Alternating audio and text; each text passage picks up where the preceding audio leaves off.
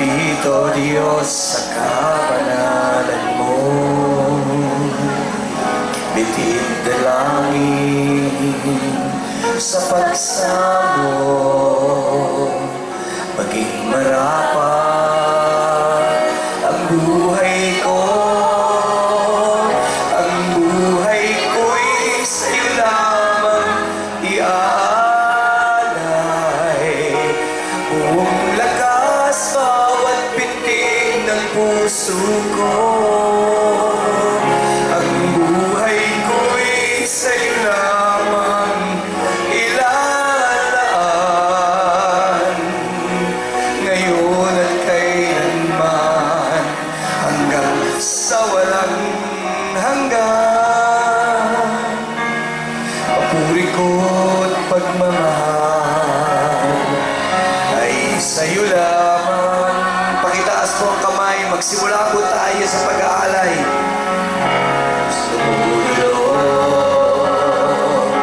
Sumasamo, lumalapit, O Diyos, sa kabanalan mo. Bithid dalangin sa pagsamo, maging marapat ang buhay ko. Ang buhay ko'y sa'yo lamang iaalay. Buong lakas, bawat pintig ng puso ko. Ang buhay ko'y sa'yo lamang ilalaan. Ngayon at kailanman, hanggang sa walang hanggan. Papuri ko't pagmamahal ay sa'yo lamang. Can we show Romans 12:1 and 2? Ano nga ba ang pagsamba sa bagong tipan? Walang tunay na pagsamba kung walang tunay na pag-aalay. Ang sabi po ni Pablo, therefore I urge you, therefore, brethren, in view of God's mercy, pakibasa po 1, 2, 3, 2, to offer your bodies as living sacrifice, holy. Ano pong nakalagay? This is your, pakipakita yung New King James. Sa New King James, nakalagay po, I beseech you therefore, brethren, by the mercies of God, to present your as living sacrifice, holy. This is your reasonable service. So dito po yung starting point this afternoon. The Lord led me to nasimulan natin itong ating pagsisik sa Lord sa paghahandog ng ating buhay. Itataas natin po ang ating kamay. Mag-aalay tayo hindi ng kalahati, not 3/4, but all, lahat-lahat po, yung pong inaasahan ng Panginoong ibibigay natin sa Kanya ngayong tanghali. Dumudulog, sumasamo, lumalapit, O Diyos, sa kabanalan mo. Bitid dalangin sa pagsamo, maging marapat ang buhay ko. Ang buhay ko'y sa'yo lamang iaalay.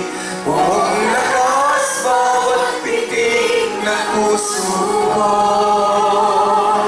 Ang buhay ko'y sa'yo lamang ilalaan. Pakisabi nga po, ngayon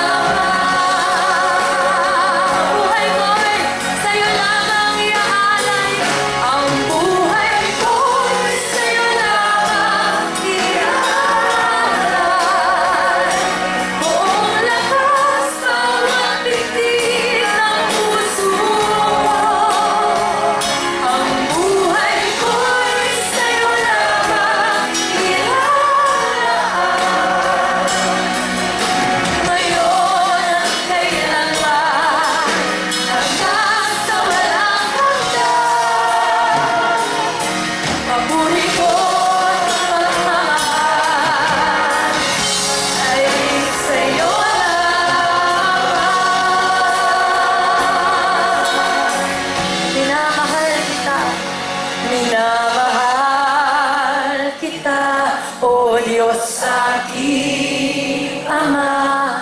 Minamahal kita ng buong pagsisikap. I want to hear the congregation sing. Sinasamba kita, tunay walang iba. Sinasamba kita, wagas na magsamba. Kung alam mo buong puso, buong nais ko, mithin ang puso ko, lahat sa piling mo. Magbigay lubos sa'yo. Ito ang dalangin ko, inaasam ng puso ko. Ika'y mamasdan pa rin, asam pa rin.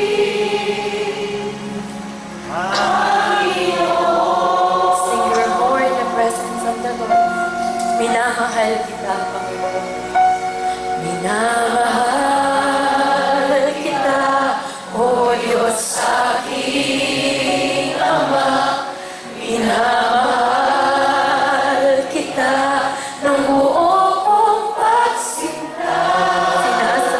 Sinasamba kita, tunay walang iba. Sinasamba kita, wagas na pagsamba. Ito ang nais ko, mithin ang puso ko, banal sa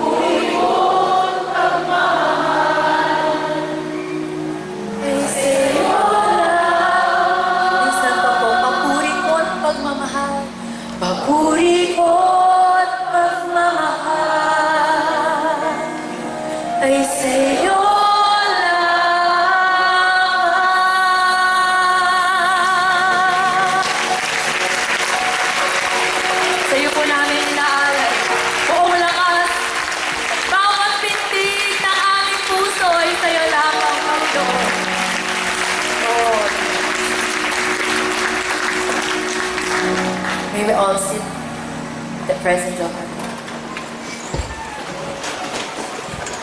Wow. Ang buhay ko'y sa'yo lamang iaalay. Ang lakas, bawat pintig. Ang buhay ko'y sa'yo lamang. Pakisabi mo, exclusive worship. Ang hinihingi po ng Diyos na pagsamba, hindi basta pagsamba, pagmamahal, exclusive po para sa Kanya. You read your Bible. Ini-expect ng Diyos na ibibigay mo yung pagmamahal mo sa Kanya, lahat-lahat. Not some, not many, but all. Not just part of you, but it's for every part of your being. Kaya sabi niya, ibigin mo ako ng buong puso, ng buong lakas at ng buong kalakasan. Today, we will just worship. Pagkatapos nito, pag-i-exert lang po akong very short. Ang aking maiksing topic ay learning how to worship from Psalms 95. Pagkasabi ko, Psalms 95. I will ask all of you again to please stand as we give reverence to the reading of God's Word. Psalms 95, 1 to 11. I sense the anointing of the Lord.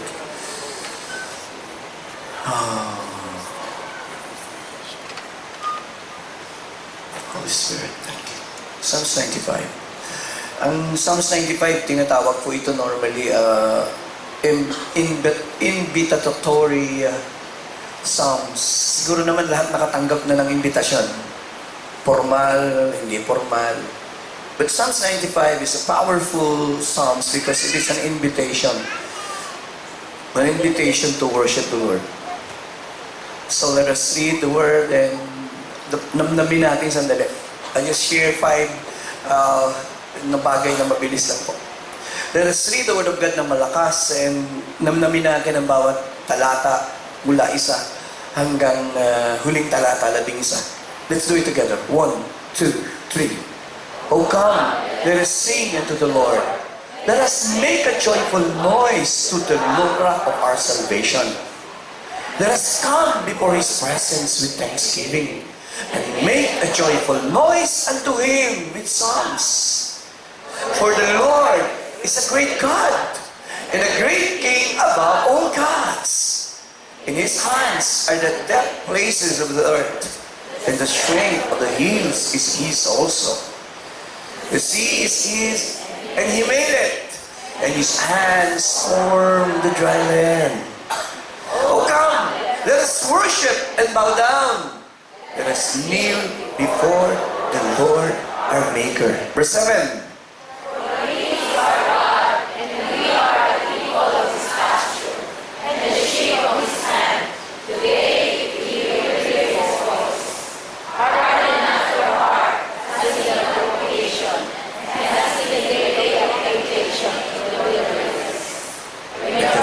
Tempted me and proved me and sold my works.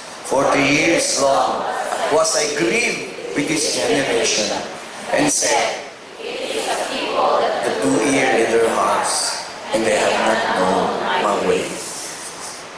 And to whom I swear in my wrath that they not enter into my rest. Palapakan po natin ang kanyang salita.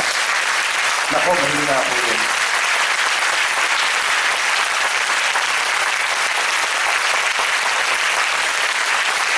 This is the living Word of God, alive and powerful. You may all be seated. Let us learning how to worship from Psalms 95, and just a short, quick exhortation for all of us. Ang susing talata o verse 6. O come, let us worship and bow down. Let us kneel before the Lord our Maker. Magbigay po ako ng ilang fundamental facts about Psalms 95 na importante para ang ating interpretasyon maging makabuluhan. One, when we talk about Psalms 95, this psalm is a call to worship. An example of how. Pagkasabi ko, how to worship. So kung gusto nating matutuhan pa ang malalim ng pagsamba, mahalagang basahin natin yung Psalms 95. And nandun po yun. How to worship. Pangalawang bagay, importante po ang 95th Psalm is one of the series of Psalms. Ang mga Israelites, ang mga nagpunta ng Israel, nakita naman natin nasa tuktok yung Jerusalem. Ang hirap maglakad. So ang mga Hudyo, kaya 3 beses lang pumupunta ang mga Hudyo, lalo't hindi taga Jerusalem, taga Galilea, kasi malayo po. So 3 beses lang sa isang taon, required sila to go to the temple. At habang sila nagbabiyahe, ugali po nila ang umawit, ugali po nila ang kumanta. Kaya nasulat po yung maraming Psalms. So, sa kanilang pagka-travel, papunta sa temple, ang paborito daw po nilang awitin yung Psalms 93 hanggang Psalms 100. Because yung pong mga linya ng awit ay papunta po sa temple. At yung temple, yun po yung nandoon yung pinaka-presence ng Diyos, as we all know, because nandun yung Ark of the Covenant, kung saan bumababa ang presensya po ng Panginoon. So, sa kanilang pagpunta sa temple, ay inaawit-awit po nila yung mga Psalms na yan. And napakaganda po ng poetry, napakaganda ng mga binabanggit po. Pero, the more we read Psalms 95, the more we see that this is not just a poetry. Hindi po ito. Ito po yung instruction on what and how to worship and how it is to be done. Mamaya, hahango tayo ng ilang mga bagay na importante. Pang-apat na bagay na mahalaga sa pag-aaral, ang central theology ng Psalms 95. Kasi po ang bawat aklat, theological meron siyang binibigyang lundo ng mensahe. At yung mensahe ay sa verse 3. Tingnan natin yung verse 3, pakipakita natin yung ninay. Kasi po may tinatawag sa theology, ang Psalms 93 hanggang 95, ang ipinakikita, ang Diyos ng Israel ay Diyos ng mga Diyos. Pakisabi po natin, King above all gods. Mapapansin niyo po yung great. Pakisabi po, great God. Kaya ang paborito nating awit, how great is our God. Sing with me, how... Hindi siya Diyos lang. Sa ating deklarasyon, siya great God. And everything about, pag sinabi mong God is great, everything about God is great. Great is His love. Great is His mercy. Because He is a great God, everything about God is great. Great is His holiness. Hindi mo kayang sukatin everything about God because this God is a great, great God. And He's a great King above all gods. Sabi po, above all gods. Tapos na po ang boxing dun. Above all gods. Yes, maraming mga Diyos sa mundong ito. But the God we serve is above all. Because this is a great God. Ako, hindi po ganyan ang palakpak sa isang great God. Oh my! He's a great God. So yung pag-a-appreciate natin na siya ay great God, He's the King. Siya ay naluluklok sa kalangitan. Siya ay hari ng mga hari. He's the Creator. He sustains us. At yun ang dahilan, bakit siya worthy na sambahin. Ang isang dahilan kaya siya worthy na sambahin, na ituro ko na ng paulit-ulit, sapagkat He is the Creator of all things. At dito sa salmong ito, sinasabi na siya ay Creator. Ang unang verse ng ng Bible ay Genesis, sa unang talata, in the beginning, God created the heavens and paano po pinakilala ang Diyos? Bilang Creator. Hindi sinasabing may Diyos. Lantarang sinasabing may Diyos na lumalang. Never the Bible explain, never the Bible na dinipensa na may Diyos. Lantaran, tahas, tuwid, the Bible teaches that there is God. Sinasabing may Diyos, kaya kung may si Diyos na lumalang ng langit at lupa, and mind you, mamamangha kayo kung paano nilalang. Mula sa kawalan nilalang ng Diyos, nangusap ang Diyos. Di ba sabi nung awit nangusap ka, nalikha lahat ng bagay. Nangusap lang ang Diyos, lumitaw yung bituin. Kaya ba tayong tumingin? Pag gagawa ka ng bahay, kailangan mo ng materyales, Arnel. Pag gagawa ka ng table, pag gagawa ka ng silya. Pero lahat ng ito'y nilalang ng Diyos mula sa kawalan. And this is a great God. Nangusap lang siya at nalikha ang lahat ng bagay. Kaya kung maiisip lang natin, how powerful is this God? Kaya nung nagkatawan tao na yung Diyos, kay Jesucristo, nagugulat siya kapag sinasaway niya yung bagyo. Are you there? Pag sinaway niya ang bagyo, sabi ng mga alagad, sino to? Pati bagyo ay sumusunod. So yung pagkamangha po sa isang Diyos na ito, yun po yung pinaka-importante sa Psalms 95. Next. Ginagamit po ng mga Jewish people ito sa hymnal. Pagkasabi po hymnal. Kaya mga hymnaryo. Kaya mga kanta, may mga hymns po tayo. At hanggang sa nagkaroon ng sinagoga. Iba po yung synagogue. Tingin po kay Pastor. Iba yung synagogue sa temple. Dahil nga hindi sila nakapagta-travel sa temple, meron silang maliit na sinagoga ng mga 50, 100 tao. At doon, wala pong offering. Doon ay word of God at worship lang ang ginagawa. At iyon po ang minintay ng mga Hudyo. Hanggang sa from Judaism, ang mga Hudyo, naging mga Kristiyano at tumanggap sa Panginoon. Hanggang yung temple ay nasira, wala ng temple. Kaya ang mga tao nag-gather sa synagogue o sa mga bahay. Makikita nyo, yun ang naging worship ng mga Kristiyano. Kaya makikita natin Ephesians 5:19, nag-aaral sila ng salita ng Diyos. At na-maintain nila yung pag-aaral ng Word of God at saka yung pag-aawitan. Kaya nakalagay, speaking to one another in hymns and ayun. So, naitawid po, tingin po kay Pastor Joey, naitawid po yung kwento na yung mga awit, naitawid natin pagdating sa bagong tipan. Kaya tatanungin natin, saan ang galing itong mga inaawit natin? So, ang Kristyanismo po is, ang faith po natin is about, we always sing. Pag tinanggal mo siguro yung singing sa Kristyanismo, hindi na siya Kristyanismo. Ang mga Muslim walang awit. Puro lang so, they don't sing. But we always love to sing. We sing about the love of God, pagpapatawad ng Diyos, kabutihan ng Diyos. We always love to sing about our God, how great is our God, gaano siya kabuti, gaano siya katapat. And even in eternity, tumingin po kaya kay Pastor Joey, if you read the book of Revelation, ang kalangitan ay puno po ng pag-awit. We will keep on singing in heaven. We will be singing a lot in heaven. I believe that. Kaya nga po, every tongue and tribes and nation, we've been singing the song. Tayo po ako, pinakagusto kong awit, hindi po mga English. Kasi ini-interpret pa ng isip ko yung English eh.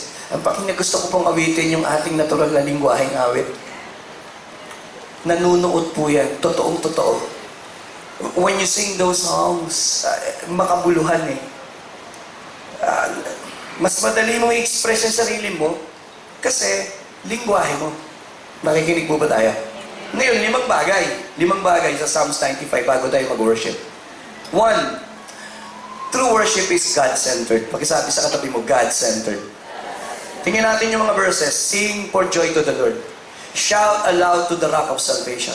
Come before Him. Extol Him with music and song. It's about Him. Pakisabi mo sa katabi mo, about Him. When we talk about worship in Psalms, when we talk about worship in the OT, in the NT, when binanggit ko pa yung OT, this is Old Testament John. Basta binanggit mo yan, ang pagsamba sa Diyos lang yan. Exclusive yan. Hindi mo pwedeng ibigay kanino man yan. Pag ginawa mo yan, galit na ang Diyos. Kaya sabi ng Diyos, hindi pwedeng sasamba ka ng ibang Diyos at hindi ka parurusahan ng Diyos. Sapagkat ang pagsamba sa Diyos ay isang malaking usapin. Are you there? Tingnan natin yung Exodus 20. Madalas akala natin worship is just ordinary thing. No! Worship is exclusively to God. Parang toothbrush mo yan eh. Kaya mong ipahiram? Say, pahiram na mo ng toothbrush mo. O tinatnan mo yung anak mo, sinisipilyo yung aso. Nung sipilyo mo, payag ka? Payag ka? Hindi. O sipilyo lang yung pinag-uusapan. I am the Lord your God who brought you out of the land of Egypt, out of the house of bandits. You shall... Hindi pwede sa Diyos. Verse 4. Ayan. Yun nga ho. Hindi nyo binasa. 1, 2, 3. Ano po ang pakiramdam ng Diyos pag gumawa ka na? Verse 5. For I, the Lord your God, I am a jealous God, visiting the... You see, nakasama po sa utos yung punishment the moment na magsamba ka ng ibang Diyos. So hindi po ordinary things sa Diyos ang worship. It should be exclusive. Ito isang pagsambang nais ng Diyos na ibinibigay mo sa Kanya.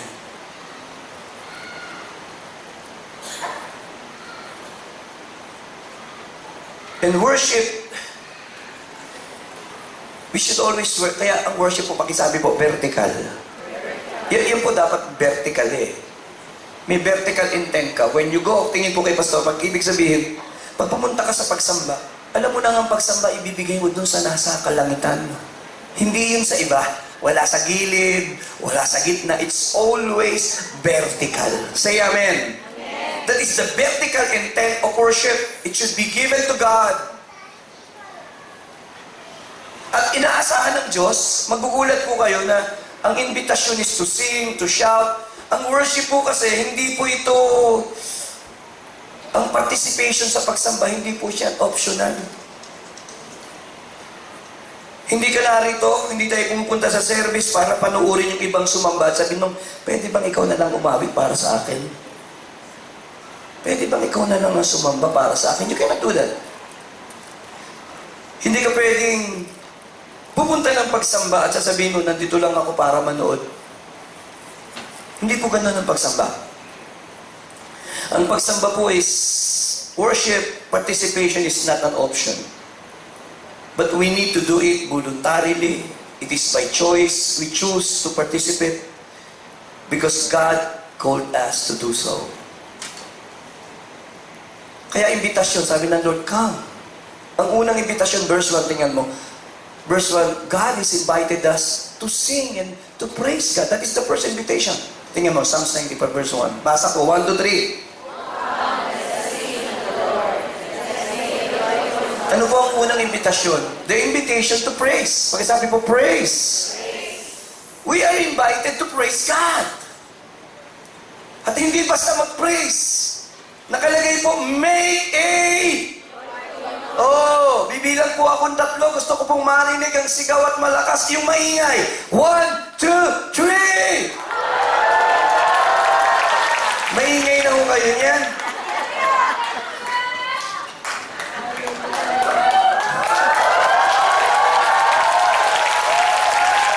Let us sing to the Lord. Let us make a... Sandali po, sandali. Teka pa na.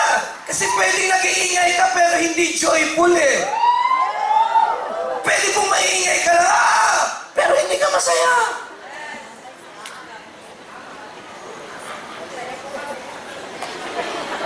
Sabi mo, masaya yun, masaya yun. Why you need to interpret na masaya yung sigaw mo? Sandali po. Hindi ba pag na-shoot yung bola sa basketball, alam mong masaya yung sigaw? Hindi mo sabihin, masaya yun ha. Why you need to interpret? Yung palakpak mo, sabi mo, oy, masayang palakpak ito ha. Hindi.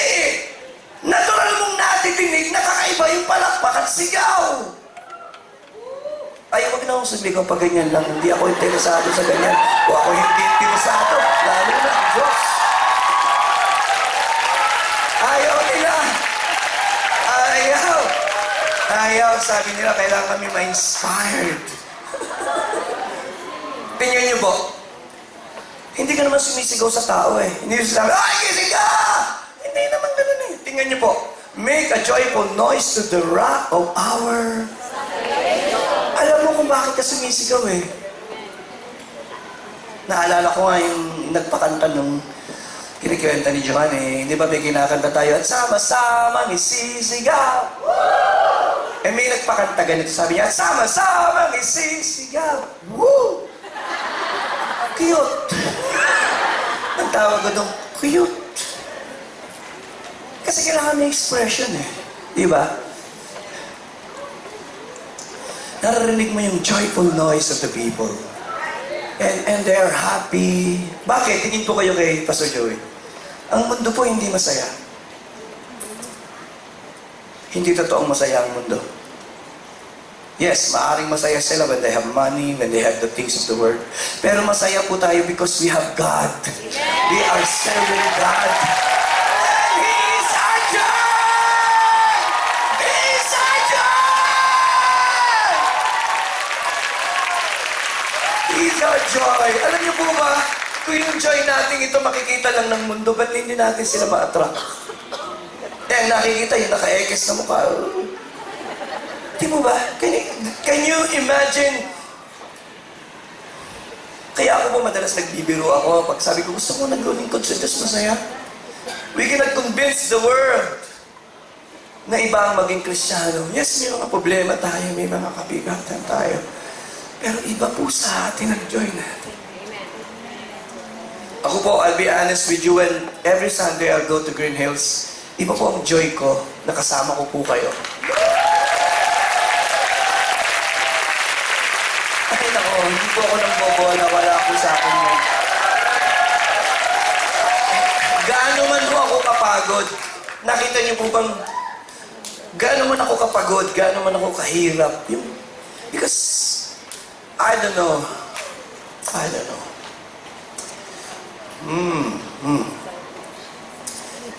Kakayanin ko ba matapos to? Oh my. Nasaan na ako? To worship is, is God-centered. You stay there, anak. Why? The invitation verse is to praise. Yung pangalawang invitation, nasa verse 6. Tingnan niyo yung verse 6. The first invitation, tingnan niyo yung muna po yung verse 1 ulit. Kasi minsan we are familiar and familiarity, sana maganda, but it breeds contempt sometimes because we thought, we know everything. Binubuklat pa lang, alam ko na yan, nabasa ko na yan, naging quiet time ko na yan eh. Pero sometimes we allow the Holy Spirit to reveal to us new things. This is an invitation to sing, and that is to praise. Pagdating sa verse 6, there is a sudden transition. In verse 6, ang sabi po doon, hindi na praise eh. Ano po ang transition? Pero come pa rin. Come, let us. Dalawa yung imbitasyon. Yung isa, to praise. Yung pangalawa, to. Kaya kita niyo po sa church natin, there's time, may panahon na we sing joyful song. Pero nagtatransition tayo. Kanina masayang-masaya, maya-maya, iyakan na naman tayo ng iyakan. There's always a transition eh. Nagtatransition tayo na masaya. Pero pagka naramdaman na natin yung presensya ng Diyos at lumuluhod na tayo, hindi natin mapaliwanag ba tayo umiiyak sa presensya ng Diyos? Hindi ganun po ba kayong pakiramdam? Hanggang ngayon hindi ko masagot. Bakit ang unang pakiramdam ko pag naramdaman ko ang presensya ng Diyos ay lumuhod at umiyak? Hindi ko po maintindihan kung bakit. Siguro sa pagluhod ko, doon ko lang na ipakikita ang ako'y tao at talagang siya'y Diyos. Every time I kneel down, then I acknowledge that I am nothing and He is everything and He is big and He is great God. Only when I kneel down. So the invitation is two. First, the invitation is to praise. Two, the invitation is to worship. Now, let us move on to the second point. I hope you're learning something. Are you there? Amen. Oh my. Kayo pong best audience eh. Opo, kayo pong pinakamasarap turuan. Alam niyo po kung bakit? Mamaya ko na lang sasabihin. Basa po. 1, 2, 3. I will ask Marlon to sit at the piano. 1, 2, 3. Yeah. We need to correct our theology. Because sometimes we thought that when we talk about worship, worship is only singing. And that is wrong. Sometimes, the most powerful time of worship in the Bible is there not singing. You remember the story of Abraham? Kumanta ho ba si Abraham sa Genesis 22? You remember the story? Right? Sa theology, ang tawag po doon, the law of first mention. That is Genesis 22 verse 6. Show po natin. The first word about worship is in Genesis 22 verse 5. 6 ba yung sabi ko? Kulang ako sa kape. Ayan, we will go yonder and worship. Pag sabi, worship. Now, tingin po, may dala siyang gitara?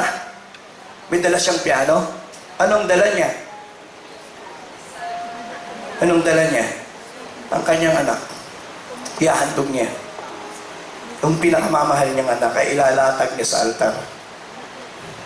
Now, what is worship? Tell me, what is worship? Did Abraham sing or sing? No. But sabi niya, I'll be there. I'll go yonder and worship.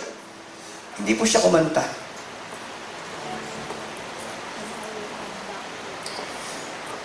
Nagturo ako sa mga kabataan na nakaraan eh.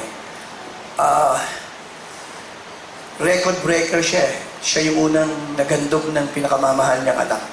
And he's the picture of God the Father offering His Son. Very prophetic. The same place where Jesus died. Very prophetic ang Bible eh. The Father honoring His Son. And after 1,000 years, God the Father sent His Son, Jesus, and died in that place. And we remember the word of Abraham. Abraham said, God will provide.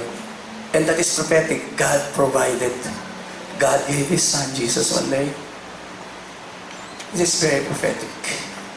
It's the picture of God the Father giving His Son. That is another picture of the cross. Tingin po kay Pastor Joey. And can you imagine, worship is related to the cross. Tama naman eh. Kung di namatay si Jesus sa krus ng Kalbaryo, paano tayo magkakaroon ng karapatang lumapit sa kabanal-banalang Diyos para sambahin ng Diyos na ito? Wala tayong karapatan.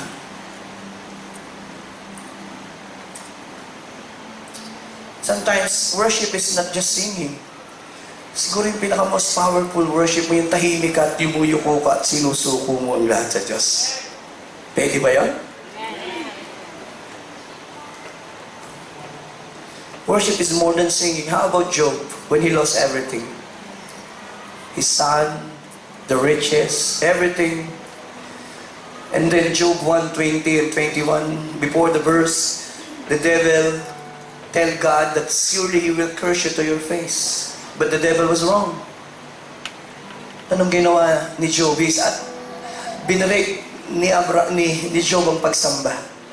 Sabi niya, hindi ka sasambahin niya, susumpahin ka niyan. Namatay lahat ng anak niya. And then, nakatingin ng buong langit, bigla siyang lumuhod sa Diyos. At sinamba ang Diyos. Hindi siya umawit. He just fell down in the ground and worship. Worship is more than singing. But of course, singing is vital. How about Mary? Paborito natin yung alabaster jar, di ba? Kumanta ba si Mary? Hindi. Pero inalay niya yung pinakamahalaga sa kanyang buhay. Nagkakamali po tayo pag ang worship is about singing. But singing is vital. We love to sing. I love to sing. But worship is more than singing. Gusto ko pong ibuko kayo sandali. Sambahin niyo siya sa inyong isip at puso. Yung mapuno po kayo ng pagkamangha, that is worship. Worship is the attitude of the heart. When you bow your head before Him, when you acknowledge Him, when you are preoccupied with God, when you are preoccupied with His goodness, when you surrender everything to Him, that is worship.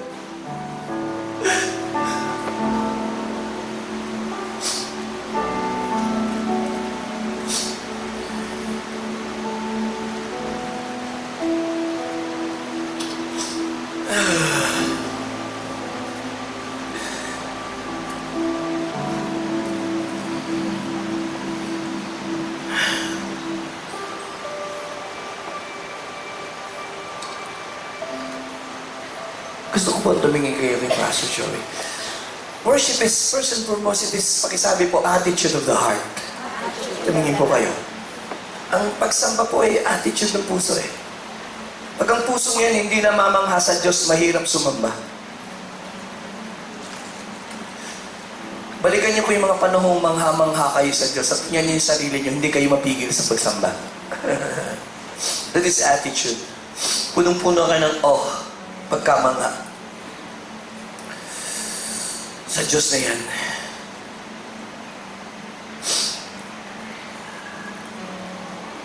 There's an inner sense sa puso mo about God.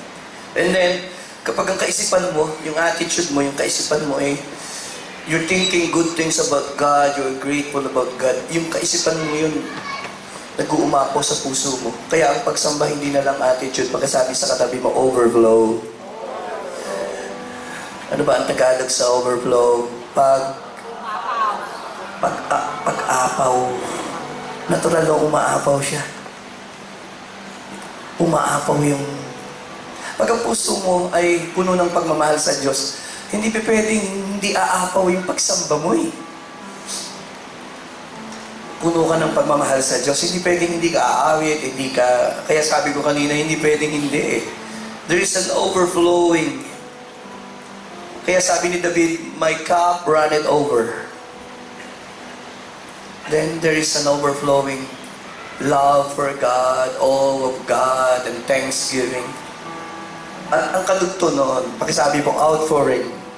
Ano ang kaibahan ng overflow sa outpouring? Yung overflow ay pag-apaw, yung outpouring ay pagbuhos. Pagbuhos. Dumadating yung panahon, hindi lang nag-uumapaw ang pagsamba mo sa Diyos. Dumadating yung panahon, para kang si Mary, binubuhos mo lahat sa paanan ng Diyos ang iyong pagsamba. And that is worship. Ang problema po, tumingin po kayo, walang aapaw sa puso. Pag ang puso ay pinuno mo ng mga bagay ng mundo, it's hard to overflow in worship. It's easy to overflow in worship pag puno ka ng Word of God. Pag puno ka ng panalangin, right? Wala akong kausap. Say amen. Manood ka ng 7 tapes ng kung ano-anong labas. At pagkatapos mong manood, pinuno mo ng basura ang isip mo. Simulan mong sumamba. Sabihin mo sa akin, madaling sumamba. You see? Kaya ang sarili mo, inihahanda mo yan sa pagsamba sa Diyos eh. Yung parang katagpuin mo ang Diyos. Ihahanda mo yung sarili mo. Walang powerful visitation ng Diyos na hindi mo inihanda mo yung sarili para katagpuin mo siya. At sabi, nagkataon ng pagbisita ng Diyos. Kagaya po ngayon, walang powerful mo bang Diyos kung hindi po, ang nakaka-attract sa Diyos ay yung hunger nyo sa Panginoon eh. Are you there? There's hunger all over the place. Ang mga puso po natin na nakaupo ngayon dito, tumingin po kayo, ay nagkakaray out na sa Diyos. Sabi niya, tumigil ka na, Pastor, gusto ko nang umawi. Gusto ko nang sumamba. Alam niyo ba yung mga naririnig ng Diyos yung longing ng heart natin? Kaya naging uso sa atin yung pintig ng puso. Pag sabi nga po, pintig ng puso. Bawat pintig yung bawat pintig ng puso ay nagsasabing, mahal kita, Panginoon. Ilang beses mo ipintig yung puso mo? Sa bawat segundo. Ilang beses mo ipintig yung puso mo para sa Diyos sa araw-araw. At yung pintig mo ng puso mo yun ay nagsasabing, mahal kita, mahal kita, mahal kita, Panginoon. Mahal kita, Panginoon. Mahal kita, Lord. Mahal kita. Mahal kita.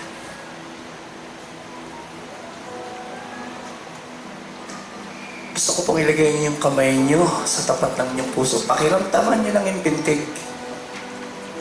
At pag naramdaman na ho ninyo yung pintig, pwede po bang mag-request?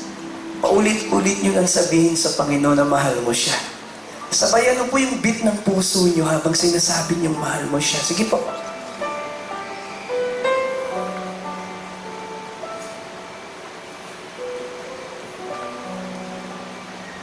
Nararamdaman niyo ba yung pintig? I-timing niyo po yung pagsasabi ng, Panginoon, mahal kita.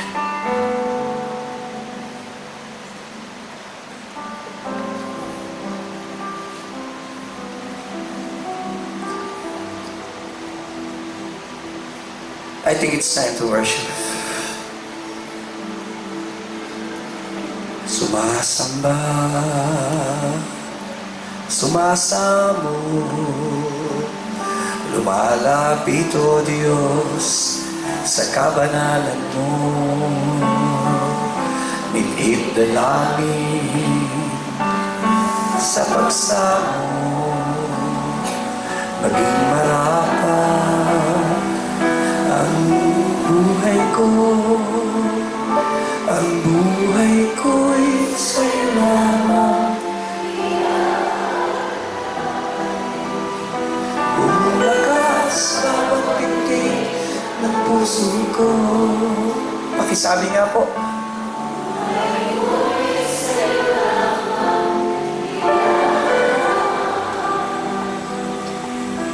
Ngayon at kailanman.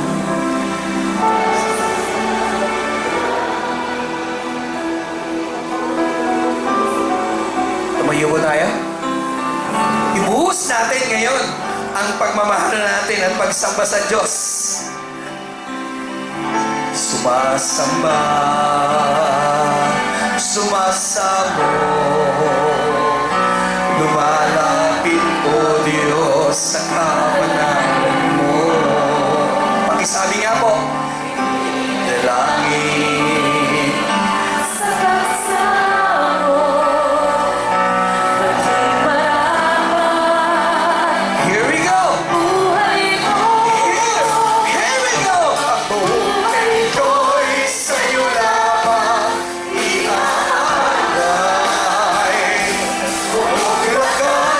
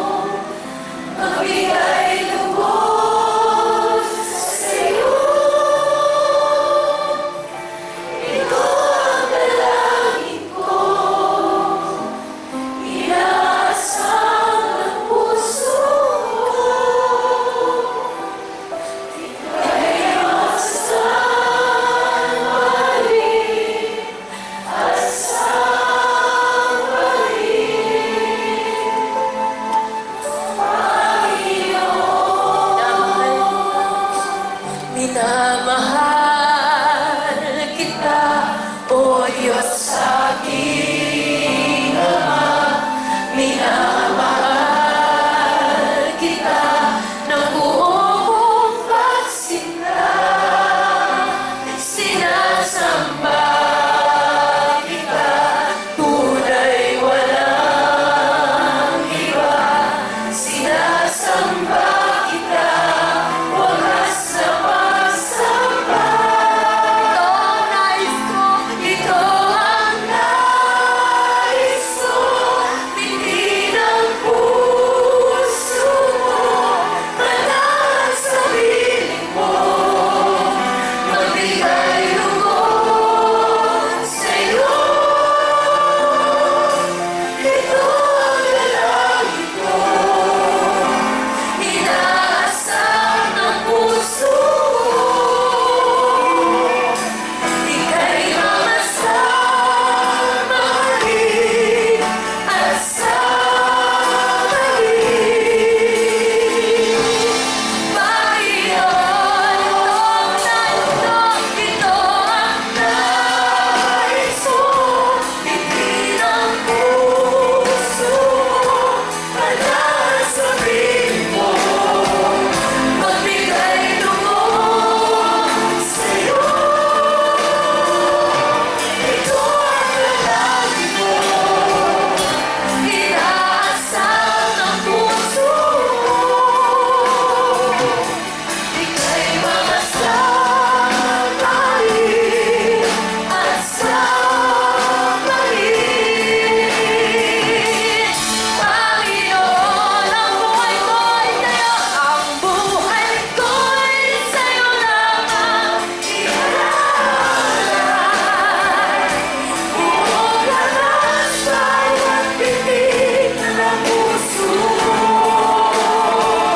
Ang buhay ko'y sa'yo lamang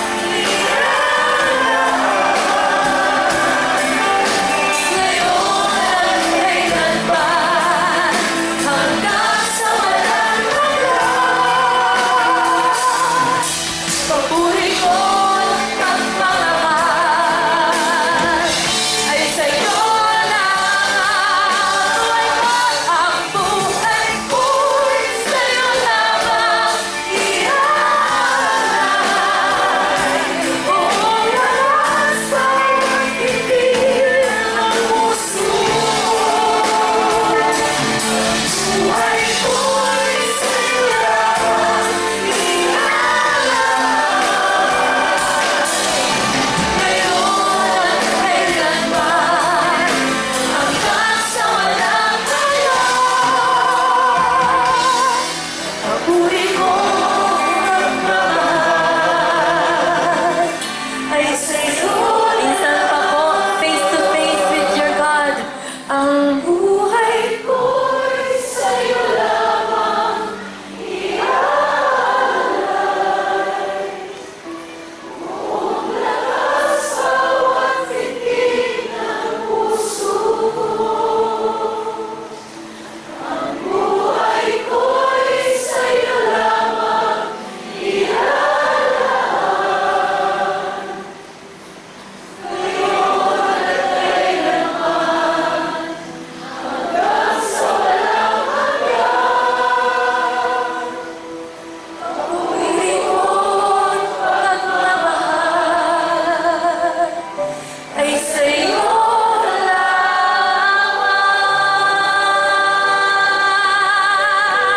Malakas na palakpak po para sa unang nagmahal sa atin. Sa pinag-aalayan natin ang bawat pintig ng ating mga puso.